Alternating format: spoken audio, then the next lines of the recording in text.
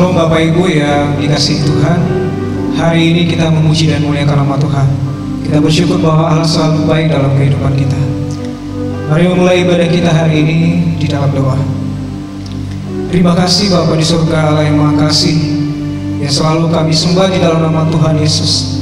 Terima kasih Bapa atas kesempatan yang indah ini yang Tuhan sediakan bagi kami. Inilah kami, biarlah pujian-pujian kami boleh berkenan di hadapan-Mu. Terima kasih Tuhan. Di dalam nama Tuhan Yesus kami berdoa. Haleluya. Amin.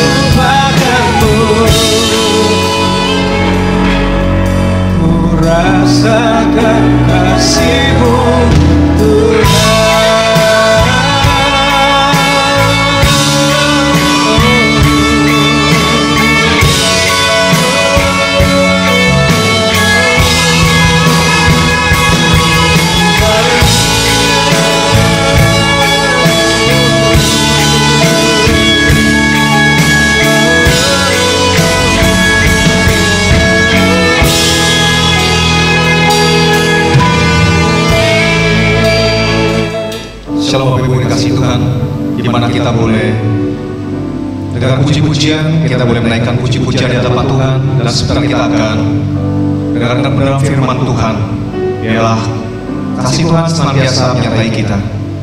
Bapa dalam surga, kami ucap syukur Tuhan, di mana kami boleh menaikkan puji-pujian di hadapan-Mu Tuhan. Dan sebentar kami akan mendengarkan kebenaran firman-Mu. Biarkan Engkau yang mengurapi hamba-Mu yang akan menyampaikan kebenaran firman-Mu Tuhan. Dan urapan yang sama pada setiap kami, dimanapun kami berada. Kami percaya Tuhan, kuasa-Mu akan menjangkau setiap kami. Dan firman-Mu boleh menjadi rema dalam kehidupan kami. Di dalam nama Tuhan Yesus Kristus. Haleluya. Amin. Shalom saudara yang kami kasihi di dalam Tuhan Yesus Kristus. Malam hari ini saya akan membawakan yaitu firman Tuhan dengan judul Kunci Daud, The Key of David. Sebelum saya menyampaikan firman Tuhan, saya akan berdoa terlebih dahulu. Kami mengucapkan syukur dan terima kasih Tuhan, kalau saat ini Tuhan kami mau menyampaikan kebenaran daripada sabda-Mu. Oleh karena itu terlebih dahulu Engkau urapi hamba-Mu Tuhan. Berikan otoritas kuasa daripada Allah di tempat yang maha tinggi. Dan berikan Tuhan pembukaan daripada rahasia firman-Mu. Terima kasih Tuhan, dan Tuhan Engkau yang buka hati semua yang akan mendengarkan kebenaran daripada sabda-Mu ini. Kami serahkan dengan otoritas, yaitu dari tempat yang maha tinggi. Biarlah Roh Kudus akan menjamah, akan mengurapi setiap anak-anak-Mu yang akan mendengarkan kebenaran daripada sabda-Mu. Engkau urapi hamba-Mu Tuhan pada saat ini, dan Tuhan yang akan menyertai yaitu pemberitaan daripada firman-Mu ini. Terima kasih Tuhan, kami serahkan semua doa kami hanya dalam nama Tuhan Yesus Kristus. Haleluya, amin. Saya akan membacakan terlebih dahulu firman Tuhan yang diambil dari Wahyu 3 ayat 7 sampai ayat 13. Kepada jemaat Philadelphia, dan tuliskanlah kepada malaikat jemaat di Philadelphia, inilah firman yang kudus, yang benar, yang memegang kunci Daud. Apabila ia membuka, tidak ada yang dapat menutup. Apabila ia menutup, tidak ada yang dapat membuka. Aku tahu segala pekerjaanmu. Lihatlah, aku telah membuka pintu bagimu yang tidak dapat ditutup oleh seorang pun.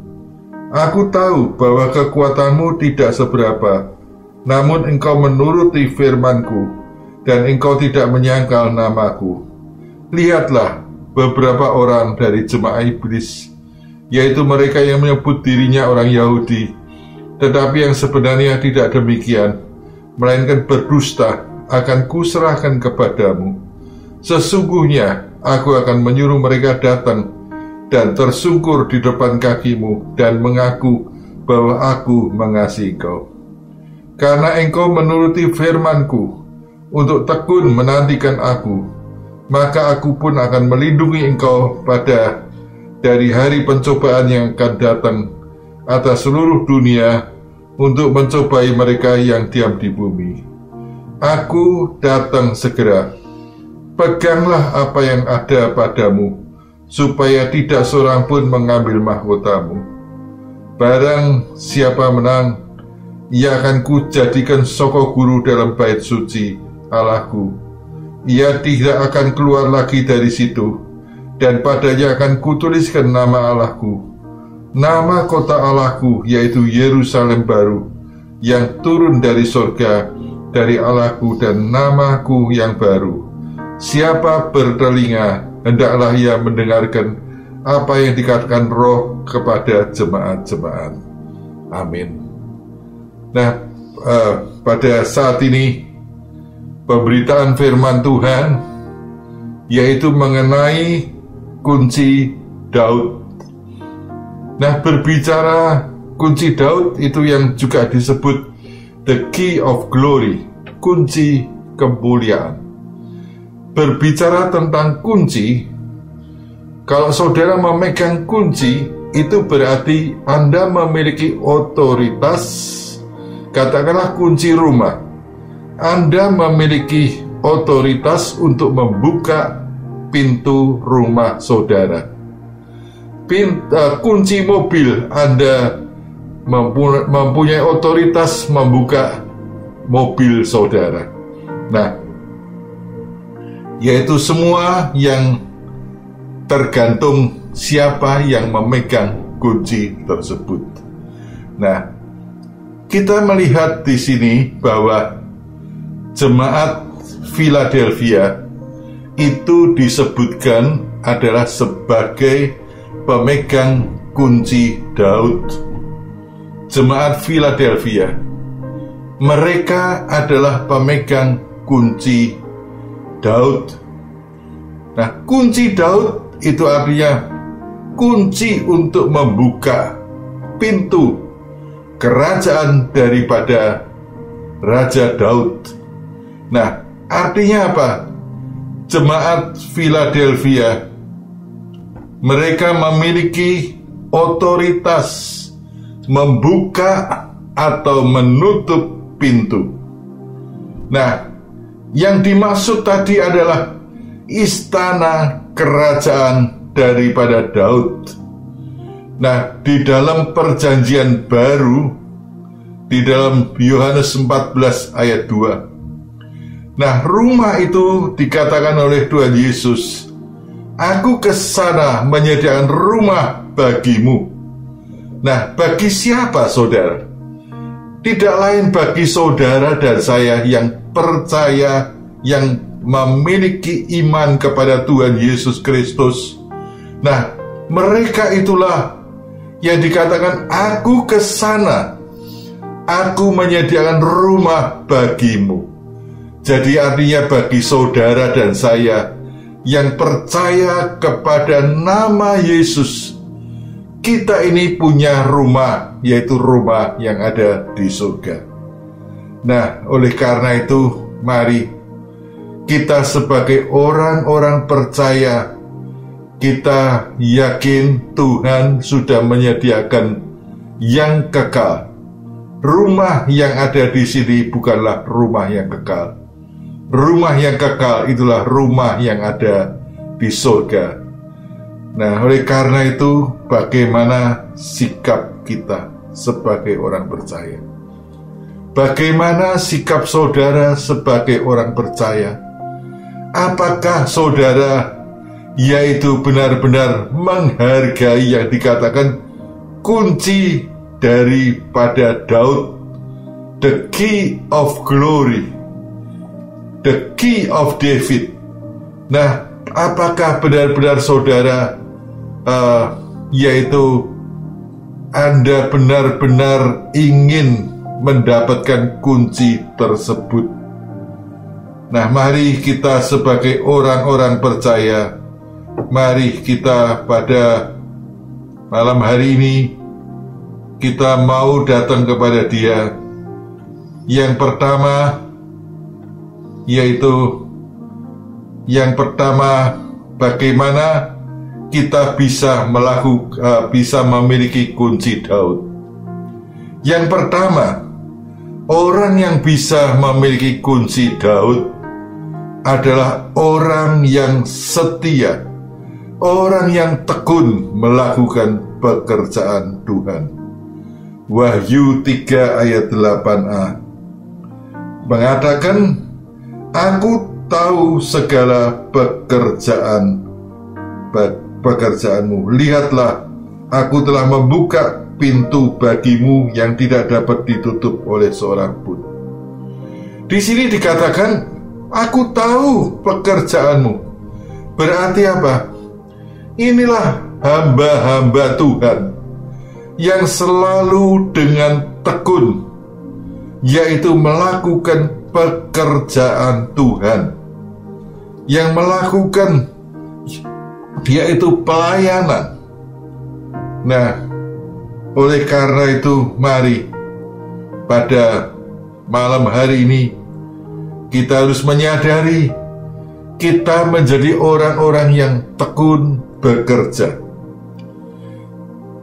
Di dalam surat 2 Timotius 2 ayat 6 dikatakan, seorang petani yang tekun bekerja, dialah yang akan memetik hasil yang dia tabur. Nah, seorang petani, saudara melihat, yaitu gambaran seorang petani. Dikatakan petani tekun bekerja. Nah, kalau katakanlah petani itu mogok bekerja, seluruh negeri mogok bekerja, negara itu akan kekurangan pangan. Nah, petani yang tekun bekerja seperti petani. Saudara coba renungkan petani. Petani itu dari dia dikatakan mengolah tanah terlebih dahulu. Dia membajak tanah. Kita melihat bagaimana pada waktu Elisa ditemukan oleh Elia, dalam posisi dia sedang membajak tanah. Nah, kita melihat petani itu harus mengolah tanah terlebih dahulu. Tanah itu berbicara tentang hati yang keras, harus dibajak terlebih dahulu. Itulah pekerjaan daripada seorang petani, membajak tanah. Kemudian dia akan mengairi, dia akan menaburkan benih. Apakah hanya cukup begitu, saudara, dibiarkan sekian lama, nanti tumbuh sendiri, nanti berbuah sendiri, dan tinggal memetik hasil? Tidak. Petani itu harus selalu menunggu. Petani itu harus selalu merawat tanaman, apalagi kalau sudah keluar buah-buahnya. Petani itu harus menjaga daripada unggas. Nah, saudara yang kami kasih, seorang petani itu tekun selalu melakukan pekerjaannya. Nah, oleh karena itu mari kita menjadi orang-orang seperti petani yang mau selalu menabur benih. Dikatakan orang yang menabur benih, yang mau berangkat menabur benih dengan menangis, akan pulang sambil bersorak-sorai. Nah, kita lihat, saudara, di dalam Perjanjian Baru, kita melihat contoh Paulus, orang yang selalu tekun melayani Tuhan. Dari seorang yang mengejar orang-orang Kristen untuk ditangkap, untuk dimasukkan penjara, untuk dibunuh. Itulah nama yang lama yang bernama Saulus. Tapi pada saat Tuhan jamah dia, Tuhan lawat dia pada satu siang dengan terang yang luar biasa. Itulah terang Kristus. Pada waktu Saulus dijamah oleh Tuhan dan dia rebah, maka dia tanya, siapakah engkau, Tuhan? Akulah Yesus yang engkau aniaya.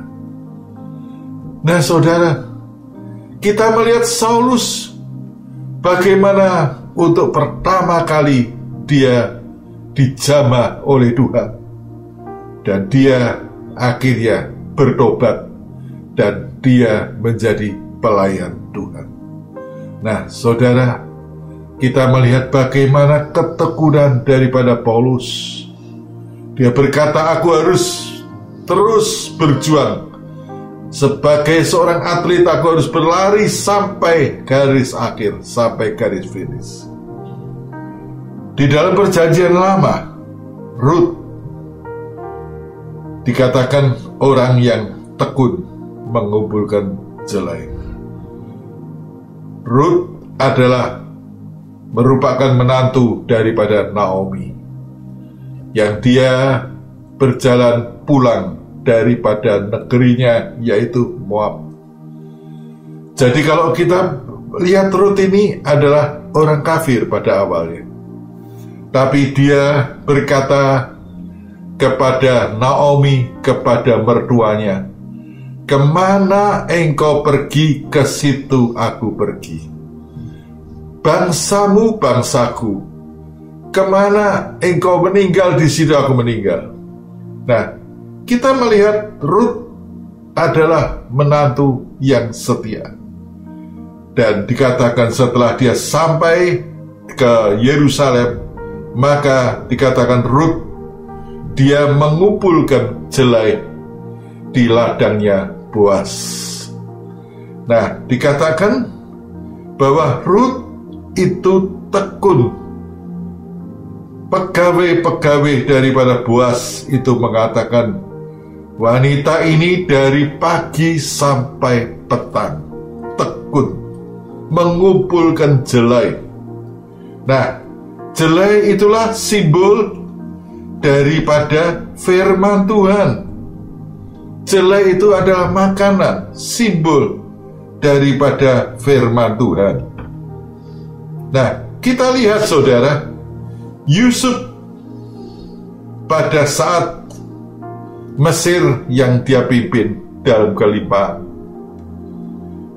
Yusuf membuat lumbung-lumbung, gudang-gudang yang gede-gede. Maka Yusuf dikatakan menimbun gandum. 7 tahun masa kelimpahan, Yusuf menimbun gandum. Oh, yang begitu luar biasa sekali banyaknya. Dia masukkan ke dalam gudang, ke dalam lumbung-lumbung daripada negara Mesir yang dia pimpin. Maka kemudian Yusuf dia punya cadangan gandum yang luar biasa. Nah, saatnya pada waktu masa kelaparan, Yusuf punya gandum dan Yusuf menjadi penyalurnya gandum. Nah, saudara yang kami kasihi, biarlah saat ini, saat masa-masa kelimpahan, kita bisa mencari gandum dalam tanda petik, yaitu firman Tuhan. Carilah gandum sebanyak mungkin. Kumpulkan gandum sebanyak mungkin. Dan timbunlah, yaitu dalam gudang itulah lubuk hati saudara dan saya.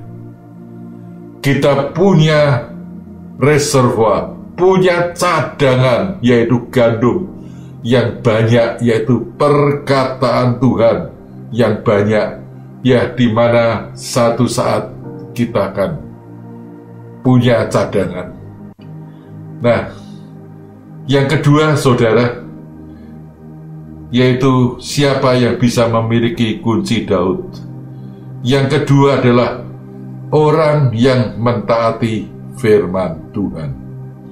Saya akan bacakan Wahyu 3 ayat 8 dan ayat yang ke-10.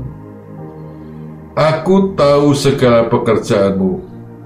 Lihatlah, aku telah membuka pintu bagimu yang tidak dapat ditutup oleh seorang pun. Aku tahu bahwa kekuatanmu tidak seberapa, namun engkau menuruti firmanku, dan engkau tidak menyangkal aku. Ayat 10. Karena engkau menuruti firmanku untuk tekun menantikan aku, maka aku pun akan melindungi engkau dari hari pencobaan yang akan datang atas seluruh dunia untuk mencobai mereka yang diam di bumi.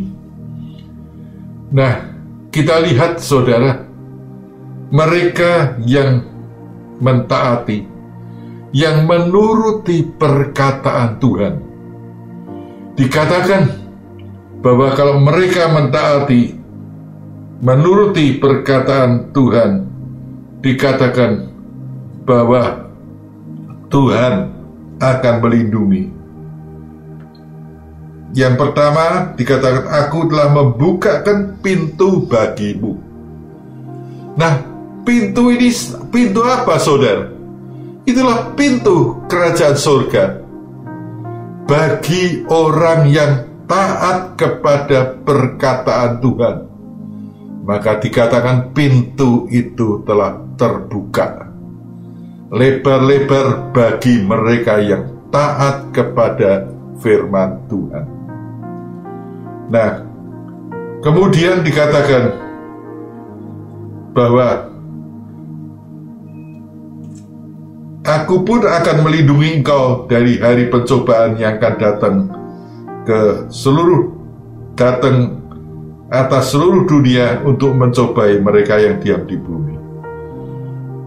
Yang kedua dikatakan mereka dilindungi. Inilah yang luar biasa. Mari kita sebagai orang-orang yang percaya, biarlah kita mau tunduk, mau taat. Nah, bagaimana saudara dan saya bisa mentaati perkataan Tuhan? Kita bisa taat kalau kita punya kerendahan hati. Kalau saudara tidak bisa taat kepada firman, itu artinya Anda menjadi orang yang sombong, orang yang tinggi hati. Saudara bisa taat kepada firman Tuhan kalau engkau punya kerendahan hati.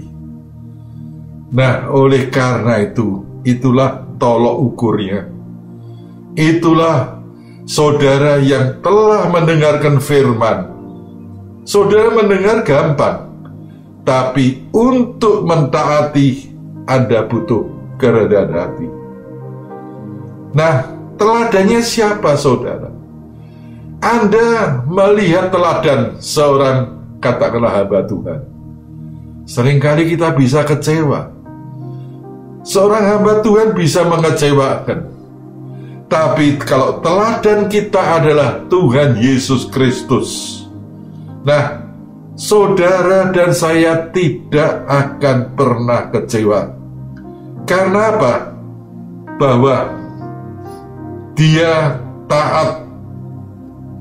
Teladannya adalah taat sampai mati di atas kayu salib di Bukit Golgota. Dia mentaati perintah Bapaknya. Dia rela menderita. Dia Allah yang menjelma sebagai manusia, mengambil rupa sebagai seorang hamba, dan kemudian dia taat sampai mati di atas kayu salib di Bukit Golgota. Nah, inilah keteladanan daripada Kristus. Dia bisa, dia mampu. Karena apa? Dia mengosongkan dirinya.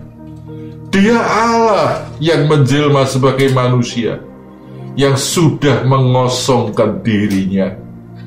Saudara, seringkali atribut yang dimiliki oleh manusia, mungkin itu harta, mungkin itu katakanlah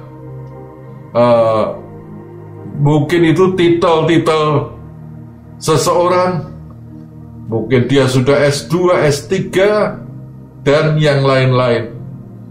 Dia begitu bangga. Itu menghambat, itu membuat dia tidak bisa punya kerendahan hati. Tapi Tuhan Yesus yang Allah menjelma sebagai manusia, mengambil rupa sebagai seorang hamba, dia membuang semua atribut dan dia rela sampai mati. Yang ketiga, saudara, nah, jemaat Philadelphia itulah jemaat yang memiliki kasih persaudaraan.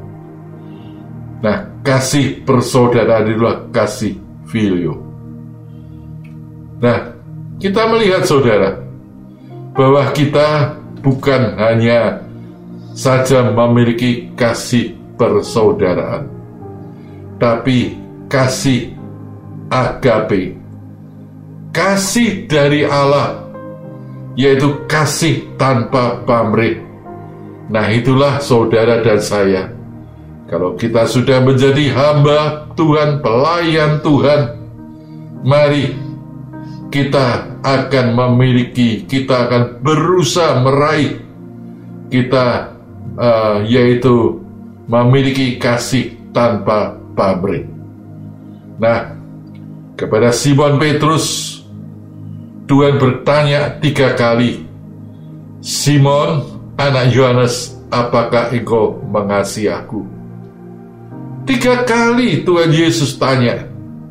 Karena apa? Simon, dia pernah gagal. Dia pernah menyangkal Yesus. "Sebelum ayam berkokok, engkau telah menyangkal aku 3 kali." Nah, saudara, Simon menangis pada saat dia 3 kali dia menyangkali Tuhan Yesus. Nah,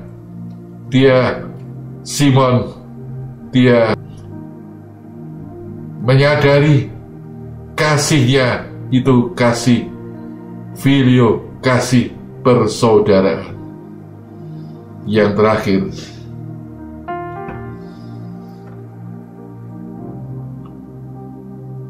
yang keempat adalah mereka yang tidak menyangkal nama Tuhan. Tidak menyangkal. Nah, saudara, kata menyangkal itu artinya tidak mengakui. Tidak mengakui. Kalau Simon, dia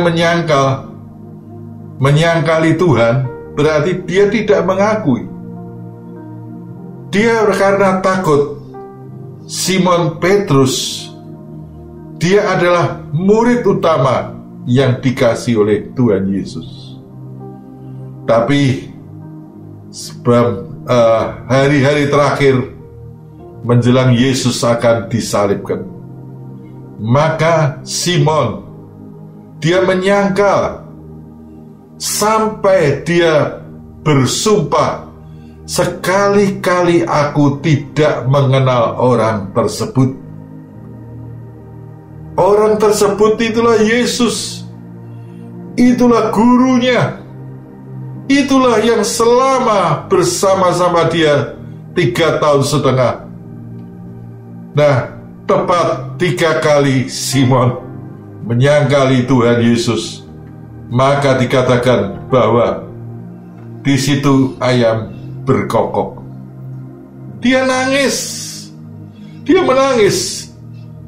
Dia disadarkan bukan melalui firman Tuhan, tapi melalui ayam yang berkokok itulah dia sadar dia sudah menyangkali Tuhan Yesus.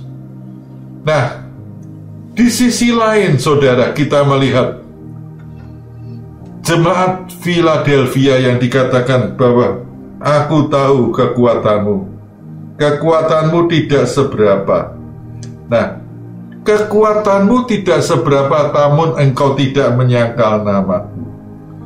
Berarti kalau tidak seberapa, jemaat Philadelphia itu adalah jemaat yang lemah. Secara fisik dia lemah. Namun dikatakan dia tidak menyangkali nama Yesus.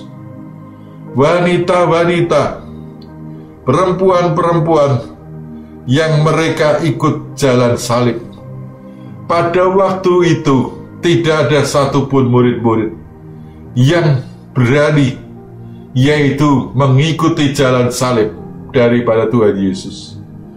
Tapi wanita-wanita ini selalu ada, yaitu di jalan salib. Selalu matanya tidak pernah lepas daripada penderitaan dan penyaliban Tuhan Yesus di Golgota. Nah, perempuan-perempuan ini tetap mengikuti jalan salib sampai ke Golgota. Mereka lemah secara fisik, saudara. Mereka lemah secara fisik, namun hati mereka tabah. Mereka berani. Mereka tidak takut kalau ditangkap dan sebagainya. Mereka tidak takut menyatakan identitas mereka sebagai murid, sebagai orang percaya kepada nama Yesus. Dan inilah perempuan-perempuan yang termasuk Maria Magdalena dan yang lain-lain. Itulah Alkitab mencatat bahwa Maria Magdalena adalah orang yang pertama yang melihat, yang bertemu dengan Yesus yang bangkit daripada maut. Nah, saudara yang kami kasih, biarlah saat ini jemaat yang kami kasih, biarlah Anda yaitu tetap mengasihi Dia, percaya kepada Dia. Nah, biarlah kita tetap dalam keadaan apapun, kita tetap percaya bahwa Yesus itu Tuhan yang tidak pernah berubah. Dulu, sekarang, dan sampai selama-lamanya, Tuhan Yesus kuasanya tidak pernah berubah. Seringkali manusia yang bisa berubah, seringkali orang Kristen yang bisa berubah, tapi Tuhan kuasanya tidak pernah berubah, kasih-Nya tidak pernah berubah. Oleh karena itu, mari saat ini, kalau seringkali kita bisa menyangkali Dia, tapi mari kita mau datang, kita mau katakan, Tuhan ampuni aku, Tuhan biarlah Engkau jamah aku, Engkau memberi kekuatan yang baru kepada aku, untuk aku tetap teguh di dalam nama-Mu. Aku boleh lemah secara manusia, tapi aku memiliki iman yang kokoh, iman yang kuat, iman yang teguh, tidak tergoyahkan, sampai Engkau datang kembali. Mari, jemaat Galilea yang kami kasih, biar saat ini, mari kita mau datang kepada Tuhan. Kita akan masuk di dalam doa pada malam hari ini. Kita percaya di tengah-tengah kondisi COVID-19 ini, kita tidak bisa ibadah secara langsung. Kita hanya beribadah secara online. Tapi mari, iman kita tidak goyah, iman kita tidak kendor. Kita tetap teguh, yakin dan percaya bahwa Dialah Yesus yang telah bangkit dari maut. Dia akan memberikan juga kekuatan kepada saudara dan saya. Mari saat ini, kalau ada di antara Anda, mungkin engkau lemah, mungkin engkau sakit, mungkin engkau kekurangan, mari kita sama-sama datang kepada Tuhan Yesus. Kita akan masuk di dalam doa. Tuhan Yesus, kami datang kepada Engkau. Kami mengucapkan syukur dan terima kasih Tuhan, kalau saat ini kami telah mendengar kebenaran daripada sabda-Mu.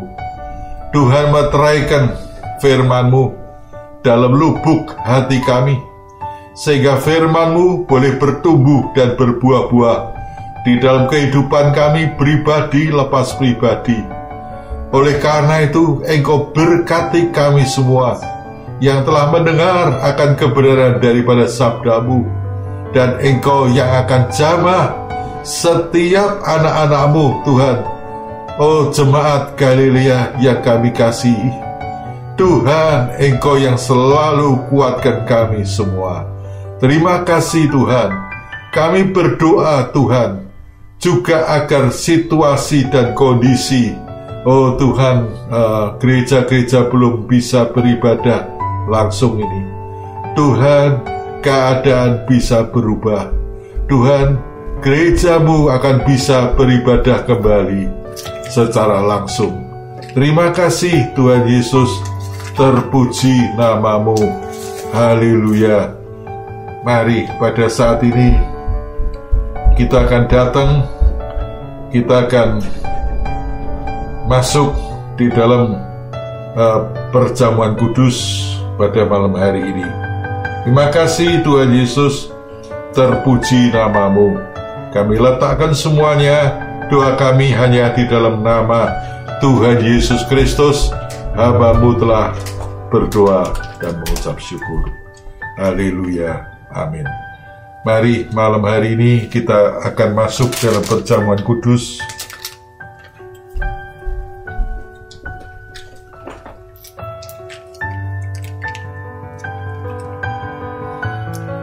Kita akan menyanyikan salibnya, salibnya. Salibnya, salibnya,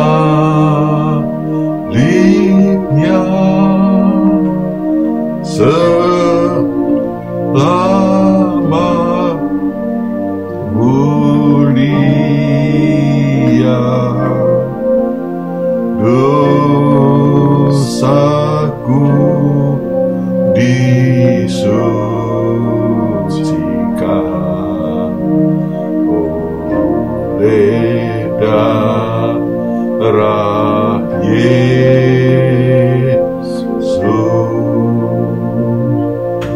Salibnya, salibnya, selama mulia dosaku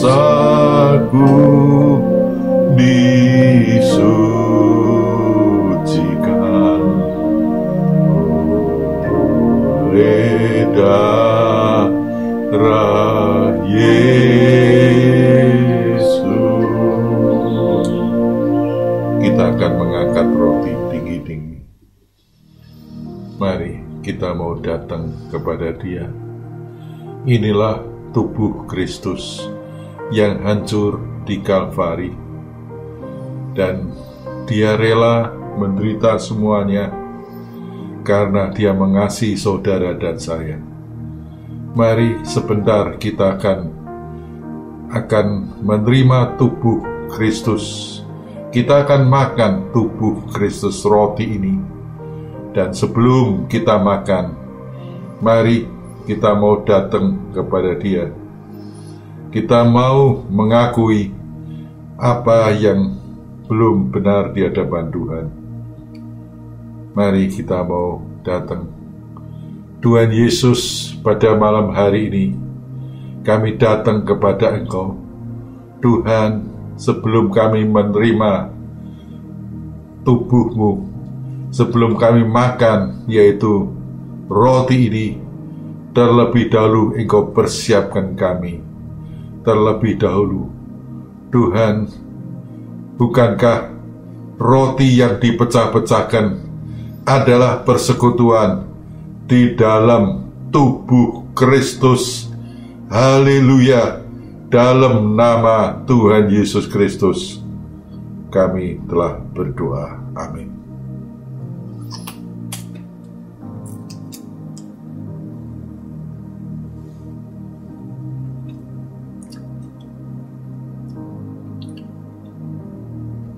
Kita angkat cawan tinggi-tinggi.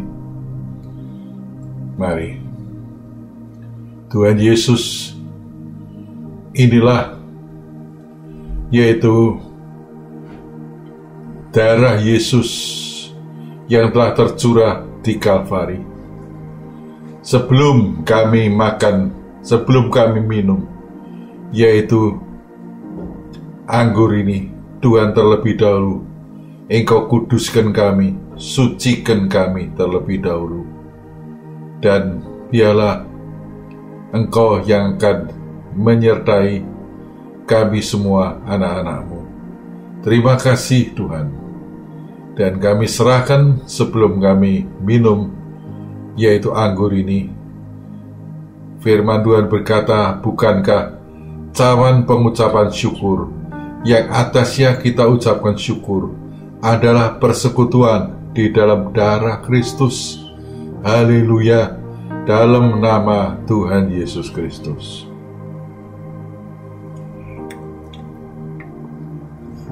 pada malam hari ini kami telah mendengar kebenaran daripada sabda-Mu, dan kami telah makan, yaitu tubuh dan darah-Mu. Kami telah bersekutu di dalam nama-Mu, Tuhan. Oh Tuhan, pada malam hari ini biarlah Tuhan Engkau yang akan menyertai setiap kami anak-anak-Mu yang telah mendengarkan, yang telah bersekutu juga dengan tubuh dan darah-Mu. Engkau lawat kami setiap pribadi lepas pribadi. Tuhan Yesus, kami di antara anak-anak-Mu, jikalau datang saat ini Tuhan dengan kelemahan tubuh kami karena sakit, penyakit, oh Tuhan, Engkau jamah mereka yang sakit oleh bilur-bilur-Mu. Tuhan, Engkau sembuhkan Tuhan. Mereka yang sakit, Engkau sembuhkan. Mereka yang lemah, Engkau kuatkan Tuhan. Oh Tuhan, mereka yang mengalami berbagai-bagai kutuk, Tuhan, mengalami kutuk-kutuk, Tuhan, Engkau telah lepaskan mereka dengan darah Yesus. Terima kasih Tuhan, terpuji nama-Mu.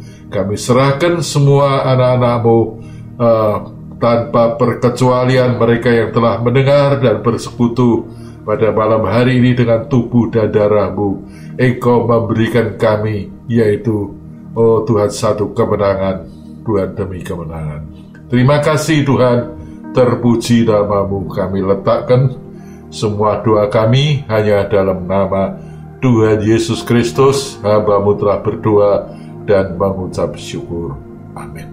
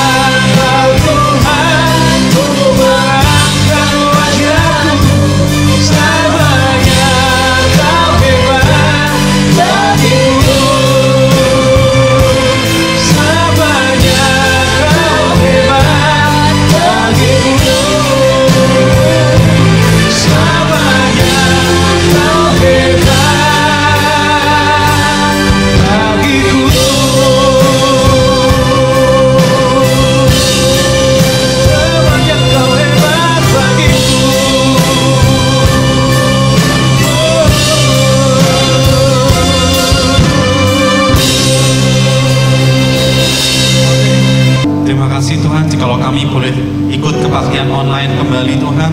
Terima kasih Tuhan Yesus, kami percaya tidak ada yang bisa membatasi kuasa-Mu Tuhan. Engkau sanggup bekerja Tuhan di tengah-tengah masa-masa pandemi ini Tuhan. Dan kami percaya saat ini Engkau juga sedang bekerja atas setiap kami, para pendengar yang sedang ikut menyaksikan kebaktian online hari ini Tuhan. Tuhan, hamba berdoa bagi setiap kami yang saat ini sedang dalam pergumulan Tuhan. Engkau mengetahui apa yang menjadi pergumulan kami Tuhan. Engkau mengetahui apa yang menjadi beban hidup kami Tuhan. Engkau mengetahui isi hati kami Tuhan. Mungkin saat ini Tuhan kami sedang bergumul untuk sakit penyakit Tuhan. Mungkin kami sudah berobat ke dokter yang satu, ke dokter yang lain, ke dokter yang lain lagi nggak kunjung sembuh-sembuh Tuhan. Mungkin saat ini bisnis kami sedang lesu Tuhan, karena masa krisis yang berkepanjangan ini Tuhan. Bisnis kami makin lama makin menurun dan makin menurun Tuhan. Atau mungkin saat ini kami sedang kehilangan mata pencaharian kami satu-satunya Tuhan. Kami sedang terkena PHK Tuhan, atau kami sedang dirumahkan Tuhan. Atau mungkin saat ini Tuhan antara keluarga dan keluarga Tuhan, antara anggota keluarga yang satu dan yang lain nggak bisa akur. Antara suami dan istri sering terjadi cekcok, sering terjadi salah pendapat Tuhan, sering terjadi salah paham Tuhan. Antara orang tua dan anak nggak bisa akur Tuhan, dan sebaliknya Tuhan. Antara saudara yang satu dan lain nggak bisa akur. Dan mungkin saat ini Tuhan kami khawatir akan masa depan kami Tuhan. Kami sering khawatir, kami sering gelisah Tuhan. Tuhan, apapun yang menjadi permasalahan kami, dari surga Engkau melihat setiap kami Tuhan, anak-anak-Mu yang membutuhkan jamahan kuasa-Mu. Kami menjerit saat ini Tuhan sama-sama kepada satu nama yang berkuasa, nama Yesus Kristus. Biarlah saat ini kuasa-Mu turun dan menjamah setiap kami Tuhan. Engkau mengerti apa yang menjadi isi hati kami Tuhan. Kami berdoa saat ini di dalam nama Tuhan Yesus. Biarlah Engkau jamah kami satu persatu Tuhan. Nyatakan kuasa-Mu atas setiap kami satu persatu Tuhan. Kami percaya saat Engkau mengizinkan masalah terjadi dalam hidup kami, kami percaya ada kemuliaan besar yang Engkau akan nyatakan dalam hidup setiap kami. Dan mari para pendengar, saat ini saya ajak untuk angkat kedua tanganmu. Terimalah berkat dari Tuhan. Biarlah kiranya berkat dari Allah Bapa, kasih daripada Tuhan kita Yesus Kristus, dan persekutuan di dalam Allah Roh Kudus selalu menguatkan dan menyertai saudara sampai Tuhan Yesus datang yang kedua kali. Kita semua yang percaya sama-sama katakan amin. Terima kasih saudara yang telah ikut bergabung bersama dengan kita di acara kebaktian online hari ini. Tuhan Yesus memberkati.